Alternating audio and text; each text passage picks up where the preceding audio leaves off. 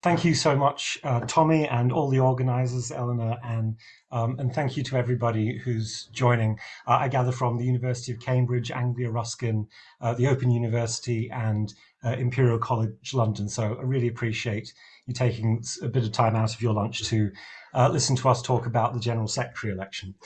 So my name's Ewan McGaughey. I'm a professor at King's College London. I specialise in labour law and public services and regulated industry. And I want to ask for your votes so that we can transform our union and transform education for the future. To be not just a fighting force, but a winning force, not certainly an infighting force, and actually get results for our members, because we need a positive plan so badly, one that works and one that actually achieves things. So I'm going to go through, first of all, a bit of background on where we really stand, because we've got to be honest. We've got to be honest about what's happened over the last 4.5 years and how bad things have got. Secondly, I'd like to talk about what I've been doing as King's College London UCU branch president, and why we can be positive about actually being able to bargain for success and results. And thirdly, I want to go through the plan that you can see on my website, ewanmg.uk. You can see the full platform there with 8 points for fair pay, democracy, equality, security, and much more. And I'm going to try and touch on as much as that as I can. And I also just wanted to add, I actually grew up in Milton Keynes, lived for about 5 years in Cambridge, and lived most of my life in London. So it's funny that the Cambridge universities and Milton Keynes and London have all come together on the same call. So first of all, we've got to talk about what has actually happened in the last 5 years. And I respect all of the other candidates a great deal for the work that they have done, but we've also got to tell the truth. So since 2019, we've had massive 13% pay cuts, about £6,000 for somebody who's on the salary point of a starting lecturer, £6,000 for a starting lecturer every single year. We've had membership collapse by 6,000 people since 2019. There were 129,000 members then. Following year in 2020, it went down to 126,000, and so on to now an all-time density low of 122,000 members. That loses us about £2 million for the union every single year. Third, we've had a failed aggregate ballot in 2023. People work so hard in branches right across the country to get out the vote, and we missed through the fact that there was a simple failure for the centre to coordinate with branches so that we have a common get out the vote plan. And of course, it's not just that, it's all the other times when the ballot turnout has failed in individual branches because the centre is not supporting the reps that we have that are working so hard. And so it could be done with simple IT changes. The fourth thing is we've had zero court cases to actually protect members' rights. So zero court cases in COVID when people were being potentially forced into work before there was a vaccine. We've had nothing on punitive deductions when people have been taking strike action. No court case on all of the discriminatory dismissals that we see up and down the country all the time. UCU has spent quite a lot of money, hundreds of thousands of pounds, paying for barrister opinions or judicial review applications which don't actually go anywhere. And this is so important because the incumbent promised precedent-setting legal challenges in 2019. There's been nothing.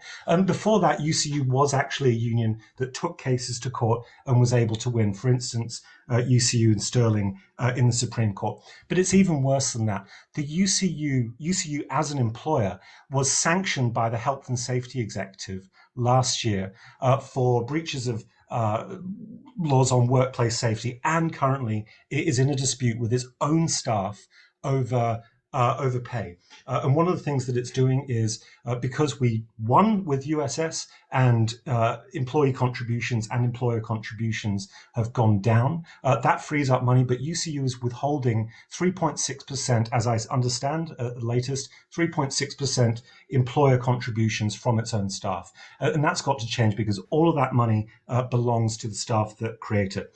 And I just want to mention a specific thing about Cambridge. I was offered a job sometime at Cambridge about 10 years ago now to teach supervisions at a college I'm not going to name, teaching labour law, which is my specialism.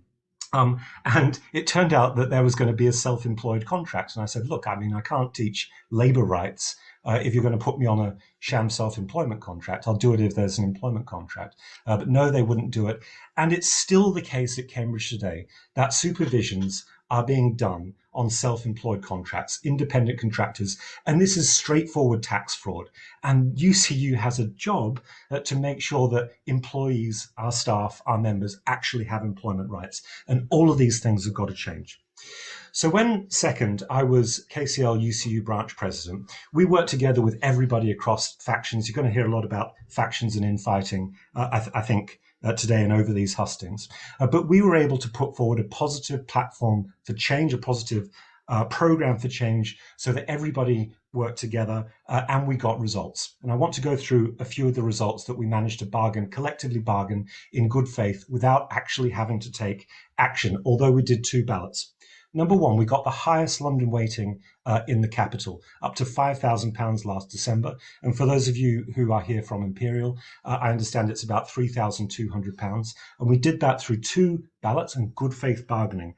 The second thing is we got among the highest ballot turnout so that management could see in the country, because management can see that we were serious and we were organised and we could take action if we needed to. Third, we reversed 3 discriminatory dismissals, believe it or not, 2 for people applying for maternity leave and being told that they were going to be redundant. We got our colleagues' jobs back by taking cases to tribunal and settling in the shadow of the law. And we also reversed a case of disability discrimination. We got the highest paid parental leave, collectively bargained among the highest levels in the country. We crowdfunded a court case against the pension fund directors at USS. We had over 6,000 donors, £39 average contribution to sue the directors for their reckless cuts to the pension and to divest fossil fuels. And it's so important because that was a key part of putting pressure on the USS directors to reverse the cuts, as they did when we got leave to go to the Court of Appeal, alongside the collective action that we took, both of which, by the way, the court case and the collective action, which the incumbent General Secretary opposed during 2023. Now, we didn't win on procedure, and we also didn't win on the fossil fuel argument. And it's so important that we go absolutely forward to make sure that we finish the job, divest fossil fuels, and change the structure of our pension. We also got a written collective agreement at King's enshrining rights of job security. And it's good that Cambridge has done the same with written collective agreements. But there are universities, colleges all up and down the country that have had nothing, as we didn't at King's for over a decade before we started our action. And finally, we grew our membership by 20%, or nearly 20%, through having a positive message and members saying that we could get results. So I know how much better we can do nationally if we stop the infighting and if we have a positive plan with real action, with real organisation to actually deliver results for members.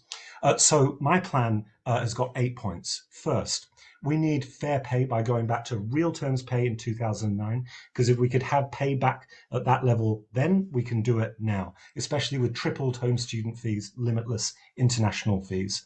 Second, we need majority elected governing bodies everywhere. Now, at Cambridge, you actually have one of these, but what UCU needs to do, as well as rolling out democracy all over the country, is we need to make sure that people are supported who are elected to councils, and we need to have UCU building a network to do just that.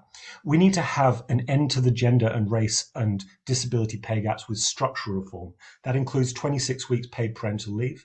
And one of the things that I will do on day one as General Secretary is I'll meet with our union members, union representatives at UCU, so that we're not in dispute anymore, and we roll out the changes to raising pay and equality that we want to see at UCU as an employer itself.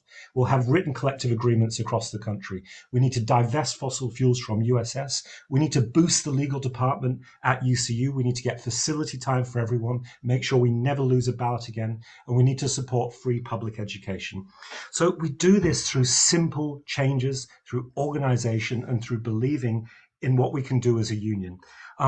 We've got too much Twitter at the moment and not enough good faith collective bargaining. So please vote, and we will transform UCU and we will transform education.